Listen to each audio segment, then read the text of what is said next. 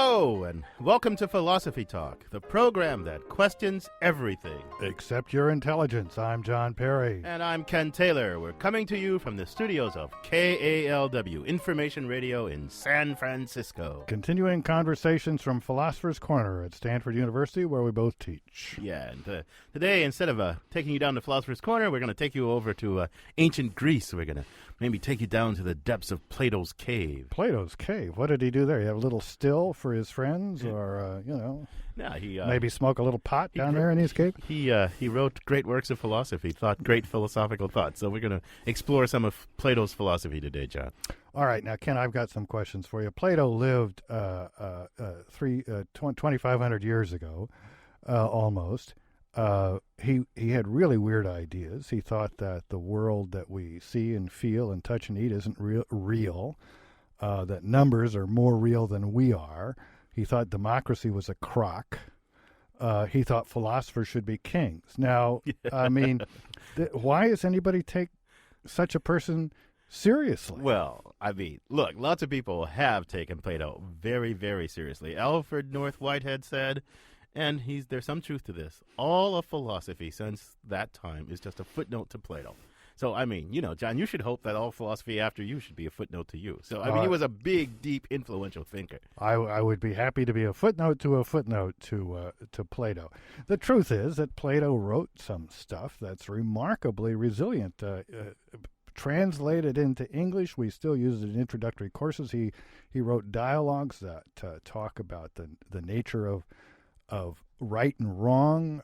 Is something right because God says it's right, or does God say it's right because it is right? That's an age-old question, and Plato still has written one of the best things on it. His Republics is something that I read as a freshman, and I was so thrilled to be reading something that had lasted through the ages. But I think that, still, he had some pretty weird ideas. He did have some ideas that are, let's say, alien to us in some ways, right? But I mean, I actually say The Republic is one of the great books of all time. It's one of the greatest pieces of philosophy ever written. It's a beautiful, complex, deeply engaging book. Now, this is where his metaphor of the cave is. His idea is that most of us, most of the time, are like people in a cave who can only see shadows of what's going on out in the real world. Philosophers and certain other people, like mathematicians, go out of the cave and look at things the way they really are. This was a metaphor for Plato. He didn't think that what was outside of an ordinary cave was really real at all. He thought what was really real were numbers and what he called the forms. Yeah. What were the forms, Ken? Well, these things that exist out there in what people call Plato's heaven, and you can think them with your mind, you can grasp them with reason, but you can't see them with the eye. And like you said, the things that you see with the eye or touch with the hands or smell, those aren't really real. Those aren't really real because they're constantly changing. They appear one way at this moment, one way at that moment. But beauty itself, he said, is unchanging, or virtue itself is unchanging, and you can't see unchanging things with the eye or touch them with the hand. Plato's idea was that if something is really real, you ought to be able to figure out what it's like just by thinking.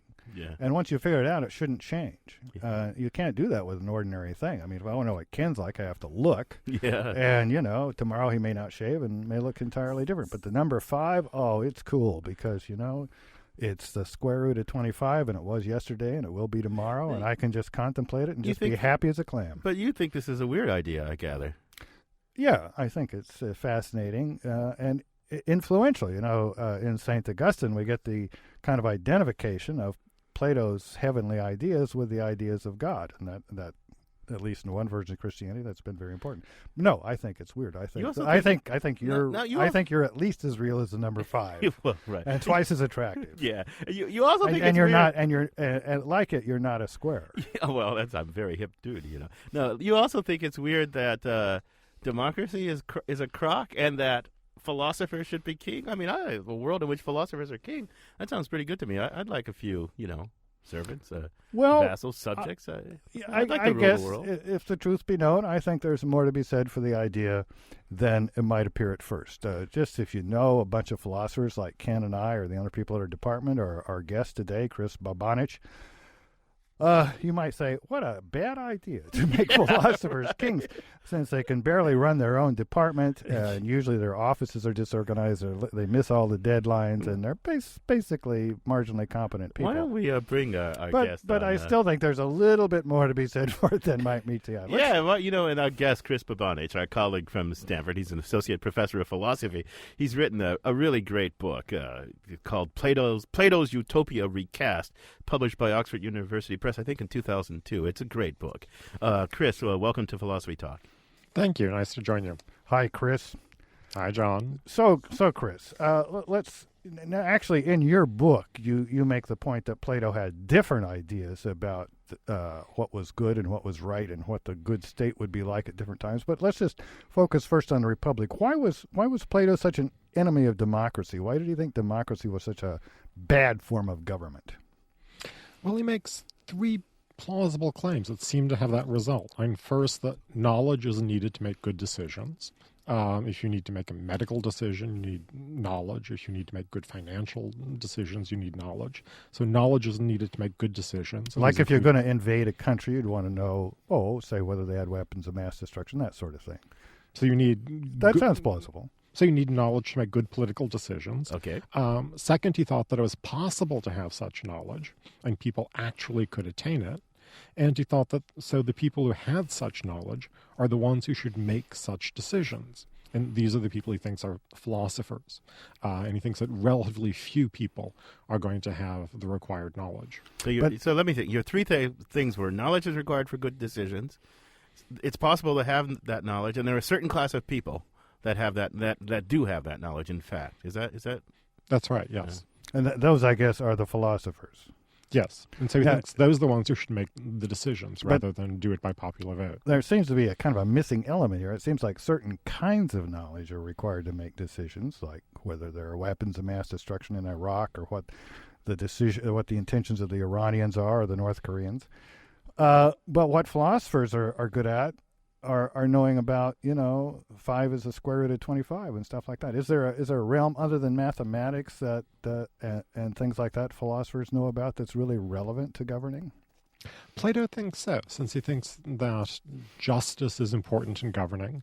It's important to make just decisions. It's important to do the right thing, have laws that are correct. And these are things that he thinks that we can know about, and we can have knowledge about what is just, what is right, what is wrong. Well, how are you supposed to... Let's talk about how you can know about these things on Plato's view, because you would think, well, how do you know about those things? Well, I would guess, first pass, you study people and their behavior. Kind of empirical psychology, economics, stuff like that. It's kind of empirical observation of people, and you just live. You have experience. So on the one hand, empirical observation of people, and then just living and having experience. But what privilege is the philosopher in acquiring such knowledge? I mean, it doesn't seem to me that I know anything about how people behave than anybody else, and I don't have any more experience than anybody else. So why should I, as a philosopher, be privileged in this way? Well, what he thinks philosophers can do and have done is think about various accounts of justice, various theories of what justice are, consider criticisms of them, consider objections, reformulate in light of those objections, and eventually move further and further in developing a more adequate theory. So ultimately, he thinks this requires knowing a form, but the initial process is quite plausible, and it seems quite a good way to come to have knowledge. So basically, if we were in Plato's Republic, our leader would be a pretty introspective person, or at least a pretty thoughtful person, and he would have what we might say is a good. It would have what George Bush would call George Bush the first would call the vision thing, and the vision would be based on analysis and thought about what makes something good, what makes something right. So he wouldn't count on, or he or she wouldn't count on focus groups to know what to say about abortion or invading this country or that country, or whether we should have preemptive strikes. He would have kind of figured it all out, maybe talking to other philosophers. But the question is, what would he do about it? I mean, how in Plato's Republic would a thinker who become an effective leader? Well, that he thinks is the central problem in establishing a good state or a just state. He says there'll never be a cessation of evils. Things will never be good until philosophers rule as kings or kings philosophize. He thinks that it's almost impossible for this to come to pass, but that once it came to pass, if it were to come to pass, the city would be quite stable, it would be a just society, and it would be one that the people living in it could realize was good. Let's set this up a little bit for our listeners, because the Republic is about all kinds of things. But one of the things that the interlocutors in the Republic, actually Plato doesn't actually appear in the Republic, Socrates and various interlocutors with Socrates appear in the Republic, right, Chris? That's correct. But Socrates and his interlocutors set out to design kind of from bottom up the ideal city. And they do that kind of for a strange reason, right? They want to figure out what the just individual soul is like, what an ideal soul is like in an individual. And they say, well, you can't see it in the small, you need it to enlarge it. So they're trying to think up an ideal city. So that's why we're talking about different cities designs in the Republic. Do I have that right? More or less? And he thinks that it's one and the same property, and that makes a city just, makes a person just, makes whatever is just. And what is that property? It's the property of justice. Oh, but he's supposed to illuminate that for us, isn't he? He'll give you an analysis of it, but it's that property that makes the thing just. And you can say something more about what that is. You want to say something about what that is? You want to do that right now? Well, in the soul, he thinks that justice is the proper balance of the three basic parts or elements of the soul. Now, let me guess, that's the ego, the id, and the superego? It has some resemblance to them, but one is reason, that which thinks about what's best to do. The second is the spirited part of the soul, connected with self-respect, anger. And the third is the appetitive part, concerned with desires for food, sex, and drink. Well, it does sound like Freud might have been influenced by Plato. Yeah. But now, what does it have to do with the city? So there are these three parts of the soul, each with their different function.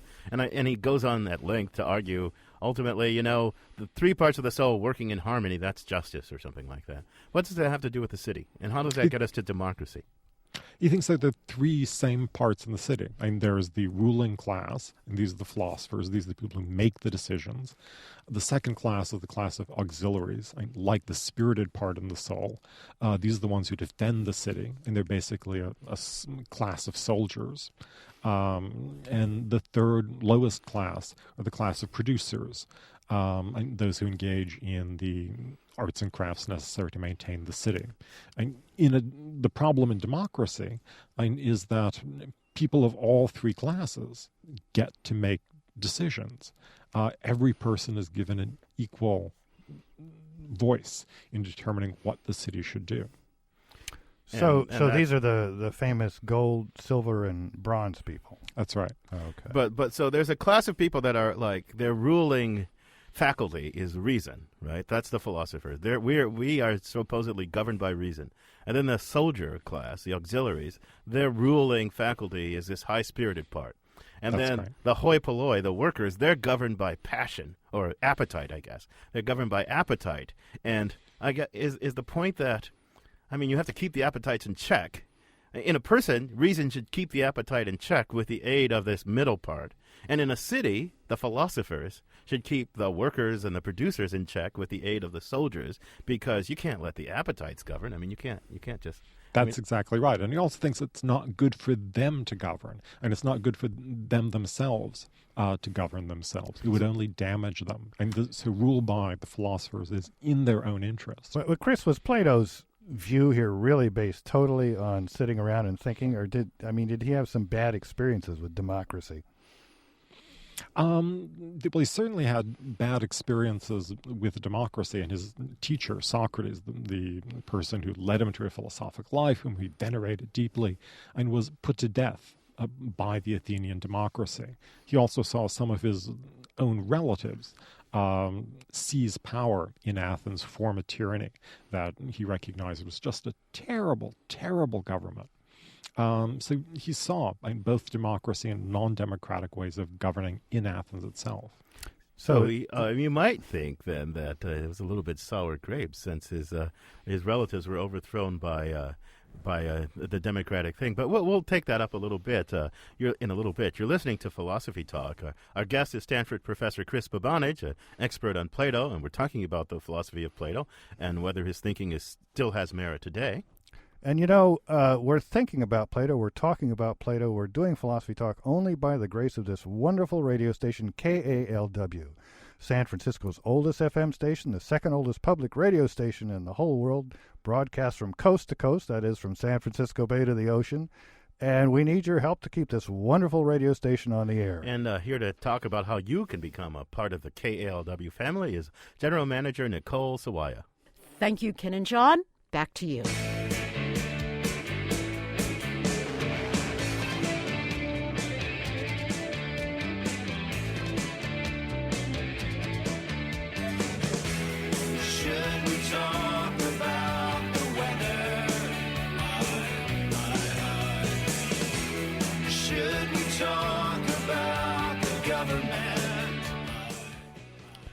Let's talk about government. That was REM with Pop Song 89. This is Philosophy Talk. I'm John Perry. And I'm Ken Taylor. Today we're discussing Plato with our colleague and friend, Professor Chris Bobonich of Stanford University. Before the pledge break, we were talking about Plato's argument that, democracy is not the best form of government because the hoi polloi are ruled by their passions. You can't by their appetites. You can't let the appetites rule. So, but you should let reason rule, and that's the philosophers. Chris, Plato's vision in the Republic has been criticized a lot over the years, but he himself was one of his own earliest critics, as I understand, in his later dialogue, The Laws. Why don't you tell us a little bit about what Plato himself found wanting in the Republic when he looked back at it later in life? Actually, let me get to that in a minute. One thing that I do want to say is this. And you stressed how alien some of Plato's ideas are to us, and that is indeed true. But with regard to the criticism of democracy, it's remarkable how much of Plato's criticism we accept, how much we've accepted and accept just unconsciously. Well, I think that's true. I think that's true. Let's talk about elaborate, Chris. I think you have a point. For instance, the ancient Athenians would think that our form of government is wildly undemocratic, nothing like a democracy at all. In Athens and in ancient Greek democracy, the word democracy means rule of the people. And in ancient Athens, the people ruled directly, and at least the free male adults. All important decisions were made in an assembly where any free male adult citizen could attend, speak, and then at the end of the day, they just took a vote, and the majority prevailed. Well, Chris, you're certainly right. Our democracy, as we call it, fails to be a democracy, it seems to me, in two dimensions. First, it's a representative democracy. The decisions are made by representatives. And secondly, there's all kinds of devices that keep it from being a democracy. The Electoral College means that each Californian's vote counts for 1/3 of each South Dakotan's vote. So if you get me started, you might be sorry. It looks to me like it's just an oligarchy where the people get a little bit of choice into which group of Yale graduates gets to run the country each 4 years. Well, there is that. There's that. But, our founding fathers, they go back to the founding fathers were highly educated people. They were deeply classically educated, and they were aware of Plato's critique of democracy, and I think they consciously built in some of the structure of our government to prevent the passions of the masses from taking hold of the government. Was the Senate supposed to be the philosophers? Holy mackerel. It was supposed to be more reflective. But let's just go back to what you said, John. You were complaining about the different ways in which the vote of a citizen in California and a citizen of South Dakota count. There's an interesting assumption there, which is that voting, electing public officials by vote is a democratic procedure. That wasn't what the ancient Athenians thought. That would have been a very suspicious procedure to an ancient Athenian democrat. How did they choose? Public officials in general were selected by lot and selected by lottery. The assumption was that any free male adult citizen was capable of being a public official, capable of carrying out the job. I would make a similar assumption. Almost any person chosen by lot would do a better job than the succession of idiots, morons, and cheats that end up head of our government. You're in a very curmudgeonly mood. I'm going to invite our callers to join this conversation. You can do so by calling 415-841-4134. That's 415-841-4134. Or you can send us an email at comments@philosophytalk.org, and we'll try to get your email question on into the conversation. Chris, you were about to say. Is that really true, John? Would you like to select the 9 members of the Supreme Court, for instance, and simply by a lottery among all adult citizens? Well, of course, the Athenians didn't do it among all adult citizens.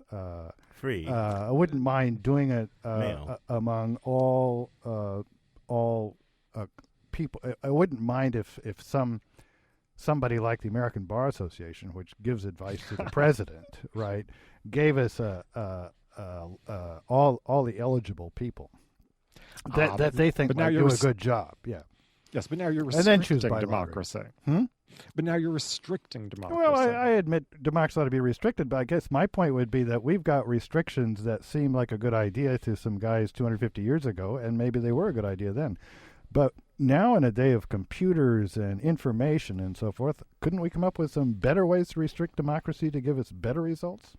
But I'm really not interested in what I have to say here. What did Plato say? Are you going to tell us about the laws at all?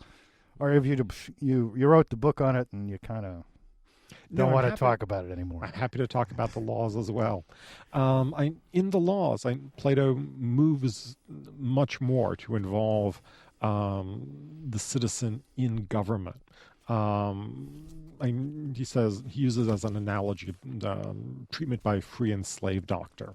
Slave doctors are those who treat slaves. They just give an order, rush off to another patient, don't bother explaining what they're doing. And it's like medical treatment today. Free doctors, on the other hand, first talk to the patient, who's a free man or free woman, and persuade the patient, explain what's wrong with him or her, and then gives a prescription after explaining. Plato thinks that's what laws should do. A large part of the function of government is to educate the citizenry, to bring them up to the highest level that they can attain. Chris, we have some callers on the line. You can join. You can be a caller, too, by calling us at 415-841-4134. That's 415-841-4134. Or send us an email at www.philosophytalk.org. Stuart in San Francisco, welcome to Philosophy Talk, Stuart. Good afternoon. My question is whether there's ever been a representative democracy where the representatives were chosen by lottery. Well, I think we heard the answer to that, Chris. Is that right? That in ancient Athens, it was that's how they were chosen. Well, not the office holders were chosen by lottery. Isn't that what you said, Chris? But not the law. But not the people that voted on the laws, right? I mean, that's correct. And the decisions, major decisions, were taken by the majority vote in the assembly, which was open to any free male adult citizen. So that's basically the executive, I take it. Is that right? Executive, legislative, and the Athenians didn't have a sharp division in the way that we did between the executive and the legislative. The public officials were almost all appointed by lot, or they thought they should be appointed by law. So, Stuart, you got your answer? Is that? Well, it's a good question, Stuart. The idea of representative democracy, the way we think of it, with a sharp distinction between legislative and executive, I guess, didn't exist. But it sounds like to me like the basic idea was that Congress, the enactor of laws, was everybody. I mean, every free white male. Thanks, Stuart. Fanny in the East Bay. Welcome to Philosophy Talk, Fanny. Hi there. It seems to me one thing that we need to bring into the discussion is the difference between democracy and a liberal society. Very often we assume they're the same, and they're very different. It's certainly possible to have a democracy that does not support the values that most of us tend to support, whether it's minority rights or civil liberties or anything else. On the other hand, it's possible to have a monarchy that actually protects many of those. So sometimes democracy and liberal society can be in conflict, if not even in constant tension. And I think we need to acknowledge the difference and discuss what does one want to do if one has to choose? Because I think it's a very difficult choice. Thanks, Fanny. That's an Go ahead, excellent point. That's an excellent point and excellent observation. In the modern world, democracy has lost much of its content. It just has come to be a word that we apply to any sort of government we like. And it's just a vague word of commendation. And there is this tension between democracy and liberalism, as you say. But Chris, there's this important point, I think, of liberalism in a broader, more philosophical sense, not whether you support minority rights or gay rights, but liberalism in a sort of modern sense, starting with the Enlightenment kind of thing, and Plato is very anti-liberal in the following sense. The liberal modernity believes that a form of government, the coercive powers of government, have to be justified to the person over whom they're exercised. That's the popular sovereignty idea. The government rests ultimately on our informed consent, right? So that means it has to be justified to us, its coercive powers. For Plato, the people over whom these powers are exercised, they don't participate in reason, or they're not fully in reason, so it doesn't even have to be justified to them. So, I mean, that's the thing I meant when I said his ideas are deeply alien to us, because there's no, I mean, he says it's for their good, but for their good as perceived by the philosopher kings, and if they contest the philosopher kings' conception of their good, I mean, they have no standing. Am I right about that?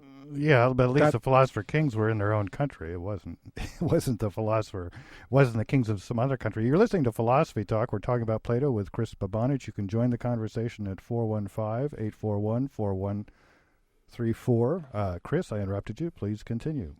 Oh, I think that's right, Ken. But I consider in liberal democracies today, how far are decisions justified to the public, justified to the people? Quite rarely, I think. Well, that's true, but our political theory, except most democratic political theory, that even if in fact their policies aren't justified to the people over whom they're exercised, sort of morally speaking, they're owed. The government is not legitimate unless it can justify the exercise of its coercive power to the people over whom it exercises it.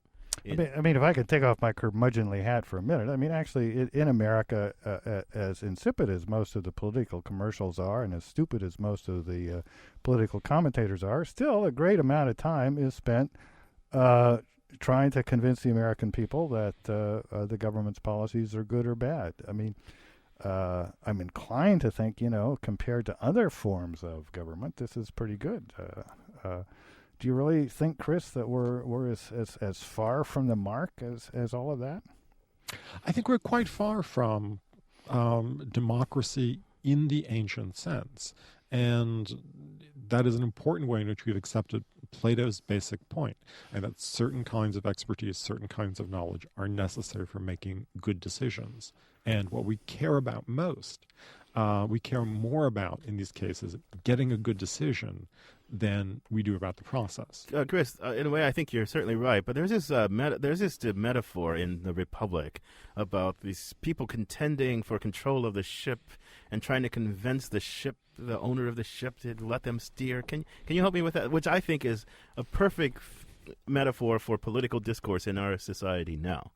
Yes, this is the famous metaphor of the ship of state. Yeah. There is a ship owner, and he's honest, not very clever, good-hearted, not very effective.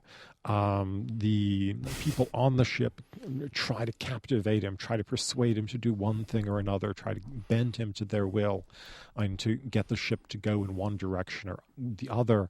This is what Plato thinks it's like persuading the people in a city to go in one direction rather than the other.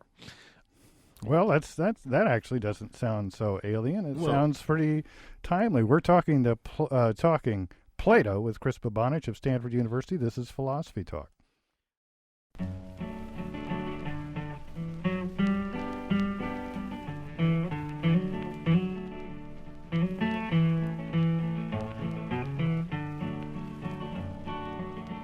This land is your land, and this land is my land, from the California to the New York Island, from the Redwood Forest to the Gulf Stream waters. This land was made for you and me.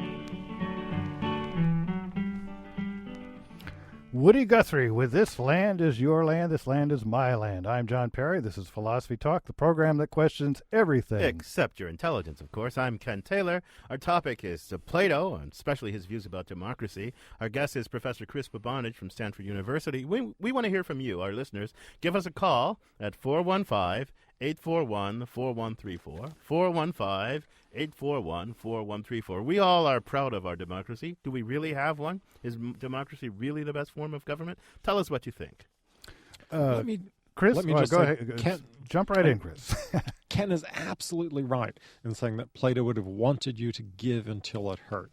And why do I think that? Well, in the Republic, among the ruling class, he thought there should be absolute community of property, absolute communism. And there's no private property at all among the rulers, nor are there any private families. There are no marriages among the rulers, and children are raised in common. So and he calls this a community of property, women, and children.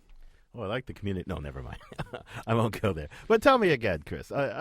Is it, by the time that the laws came around, we're talking about his later views, had Plato given up the idea that the rulers don't owe any justification to the ruled? I mean, you said he let the citizens participate more, right? But is he still a kind of anti-modern, anti-liberal guy in the sense of, their license to rule is based on their informed consent in some deep way? He never thinks that their license to rule is based on the consent of the governed. Their license to rule is based on their doing the right thing and benefiting the governed. So the consent of the governed isn't required to make it just. He does think, though, that it's a better system, a better state in which people are educated and come to understand why the laws are the way that they are, why they should be the way that they are. But he never thinks licensed rule depends on anyone's consent. This is Philosophy Talk. We're talking with Chris Bobonich about Plato. Chris, I've got an email query here that raises some interesting questions. It says, when I first heard about Plato's idea of philosopher king, I thought that was something Jesus used in his role as Messiah. To me, it makes sense that Jesus was influenced by Plato. Is that too wacky of a connection? I think I know the answer to the direct question, that I don't think Jesus was influenced by Plato because I don't think Jesus read Greek. But let's take the three big influential people in Christianity, Jesus, St. Paul, and St. Augustine. Isn't there at least one of the three and maybe two of the three considerable influence from Plato? Certainly for Augustine. Augustine was deeply influenced by Plato, was deeply influenced by Platonism.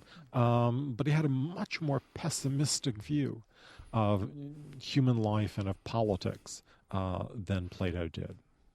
And let's look at it the other way around. Is there any religious conception in the background of Plato's thinking, as there is with Augustine and Aquinas and the later philosophical Christians? There's not very much in the Republic. And the Republic begins with the question of whether you're better off being just. And is the just person going to be better off?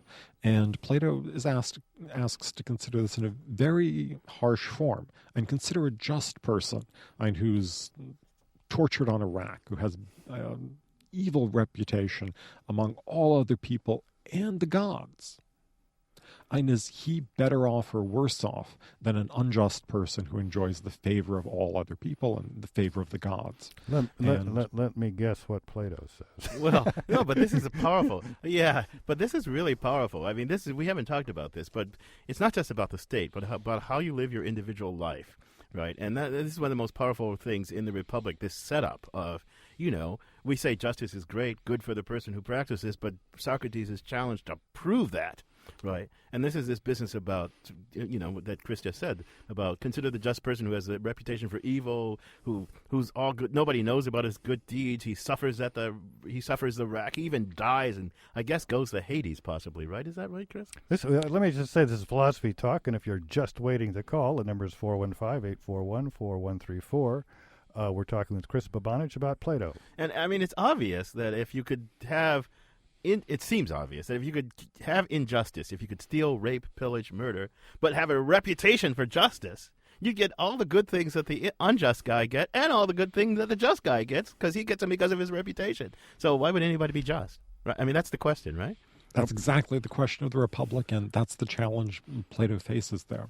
And he thinks he answers it. He gives us a good reason why it would be better to be just person despised than an unjust person respected. Is that right? He does indeed, and he thinks that the most important thing is the good condition of your soul, or we could say today, and the good condition of your mind. Injustice, he thinks, is a form of mental ill health. It's a form of mental disease. And this is crippling and incapacitating. It makes you unable really to enjoy any other good thing. Justice is, above all, a state of psychic health. Yeah. This is another point on which Plato's been enormously influential. You can still find books written, people debating, probably physical battles taking place over the question of why should we be moral? Is it because in some sense we're better off if we're moral? Is it or is it the kind of thing no reason can be given for? I mean, I don't actually think Plato settled this. I mean, this is one of the great problems of philosophy. Plato articulated the problem as more powerfully than anybody had done before him, certainly, and no less powerfully than anybody has done after him. But, I mean, so this is a great enduring problem that philosophers have kept returning to. I don't think you could say that Plato settled it. Do you think Plato settled it, Chris? No, I don't think that at all. It's a question that we still face today, and a question every one of us at some time faces in her life. Should I do what's right even at a high cost? Will it be better for me if I do that, or am I genuinely sacrificing something in order to do the right thing? So in Christianity, in Christian ethics, you typically have an answer to this, which is, well, God knows the difference between the just person that no one recognizes and the unjust person that everyone respects, and the things will be evened out in heaven or hell. So the religious philosopher has, you might say, a tool of argument that Plato couldn't avail himself of. He, as you said, he pays some attention to the gods, but they're not in there to straighten everything out in the long run. As a matter of fact, like most Greeks, he probably thought they just caused a lot of trouble, didn't he? Why don't you join our conversation by giving us a call at 415-841-4134. That's 415-841-4134. Or you can send us an email question online by sending us comments at philosophytalk.org. We'd like to hear from you. Chris, were you going to take up John's remark about the religious philosopher having an out that the Platonist doesn't have? Well, Plato actually did think that God was good and arranged things for the benefit of the just person in the long run. But he thinks we don't need that consideration to show that you're better off being just. We can just leave God totally aside in deciding whether or not we should be just. So you don't think that Plato solved this problem of whether we should be just intrinsically for its own sake? Why not? What's wrong with Plato's argument? It depends on various psychological assumptions. He gives us this tripartite division of the soul. I mean, that's quite contestable. He thinks that knowledge is possible. Whether that is right is a question philosophers have debated ever since. So there's some deep and fundamental questions that are still unresolved.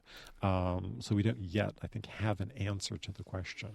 Plato had a practical side, too. I mean, it's my understanding that he not only thought he'd given the answer, but he also thought that if everybody thought that was the answer, and it was part of their education from the get-go, and they all had these philosophers that they respected in charge that said that you'd be better off being on the rack and being right than, having a good time at the spa and being wrong, that would be the basis of an important basis of the state. Seemed to me he was right on about that.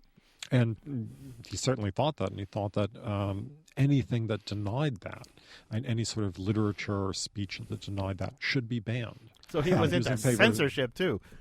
He was very much in favor of censorship. So this He was guy, a I mean, a come on, why is this guy a radical, great? strict censorship in the Why South. is this guy a great philosopher? He's into censorship. He's anti-democratic. He thinks that the masses of people don't participate fully in reason. Why is this guy a great philosopher? Well, because he gave reasoned argument and he was good at coming up with interesting questions. What more do you need? And there's that. But don't you think something should be censored?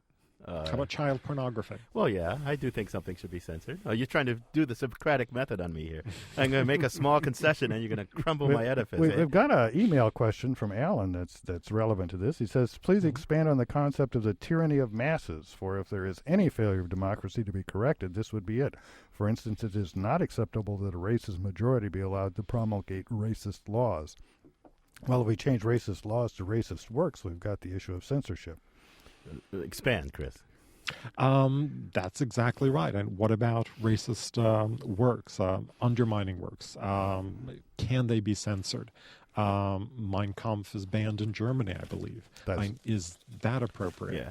Mein certainly think it Kampf is. cannot be published in Germany, so you can't get a new copy of it, but you can buy used copies of it. Come on, let me put back on my liberal modernity hat against Plato again. The problem with Plato from liberal modernity is he doesn't recognize that the good, as it were, is always contestable, that it's always up for grabs. He thinks there's some privileged class of people, some privileged method of inquiry, and they can decisively settle what the good is. But that's the anti-modern idea. The modern idea, or one strain in liberal modernity, with Hobbes and Locke and all, is that we contest the good. And the reason that the government has to get its legitimacy from us is partly precisely because of the contestability of any claim to this is the way we ought to live. Right, and Plato doesn't seem to give enough room to that. What do you think about that, Chris? It's true that he thinks that we can come to some decisions and about what is a better and worse way to live. But I wonder if we don't share that assumption as well. Don't liberals, for instance, assume that freedom of speech, other things, are in the most cases good? That these are not just brute preferences, mere tastes, and that there's some reason for thinking that living in this way is right or appropriate or good. Well, those are very good questions. Unfortunately, we're going to have to say goodbye without answering them, but, we always leave something hanging. Thanks so much for... Leave something for next time. Yeah. My pleasure. I enjoyed it a great deal. Our guest today has been Chris Bobonich of Stanford University, author of Plato's Utopia Recast, published by Oxford University Press. It's been a great pleasure having Chris with us. So, John, what did you learn today about the great philosopher Plato? Well, I learned, of course, that Plato is well worth reading and thinking about, even all these years later, and that Chris Bobonich is, as always, a charming and erudite person to talk to, and that you're full of questions and vim and vigor. My own view, for what it's worth, is that we should note that we don't have anything like a pure democracy. We should think about the fact that modern technology, knowledge of the psychology, computers, all the tools and all the knowledge we've had over the 200 years since the Electoral College and other parts of our system were formed, are things that we could think about having an improved semi-democracy. Nobody's thinking about this, but I think we should. I don't think we've got the last word in a complex system that has the virtues of democracy without the perils. I think you're right about that. I certainly think we could improve our semi-democracy. I certainly think that's right. But back to Plato, I guess I'm just a deeply an Enlightenment guy, which in the Enlightenment is very anti-Platonic in the following way. In the Enlightenment, it's every human being has the full potential to participate in rationality and all that. It's not isolated to the select few. And if rationality is kind of universal in all human beings, and if everybody kind of has the capacity to perceive their own good and choose their own good, then you can't have this Platonic thing where there's a privileged class, where there's a special set of experts who say, here is the good for us all. Well, there's a premise missing there. It may be that everybody's capable of being a part of the decision-making class, but not everybody might choose to pursue the training and education that leads to that. Well, there is that. Philosopher kings may start out as sons of the bronze and copper class, but end up like us, Ken. In a good system, of course, we would be in charge of everything, and you'd all be required to give to KALW, San Francisco's wonderful radio station. We've got Nicole Sawaya here to help us enlarge on that theme. And you know, Ken and John, that while our philosophers, John and Ken, may work at Stanford, Stanford doesn't work here, and we get no beneficiaries from Stanford. We love our collaboration. We love our partnership. Give us a call. Supports philosophy on public radio. 1-800-525-9917. Reward the little station that could, as it were. This is a great station. I love this station. I love collaborating with the folks here at KALW. It wouldn't be possible without their innovation and vision. And, we're going to take this thing around the nation eventually, but Absolutely. we got our start here at KALW, Absolutely. Information Radio, and reward that kind of vision. 1-800-525-9917. Absolutely. Give till it hurts, or at least give till it starts to itch a little. You can at least do that. And we'd love to see you Sunday, October 24th. Oh, yeah, it'll be a great Sunday salon. Again, the language of politics, $250, price of admission for one, $400 for a couple, 1-800-525-9917. A good time will be had by all, and I think Ken is going to bring his guitar and sing several songs. No, that's Oh, my that's God. a threat, not a promise.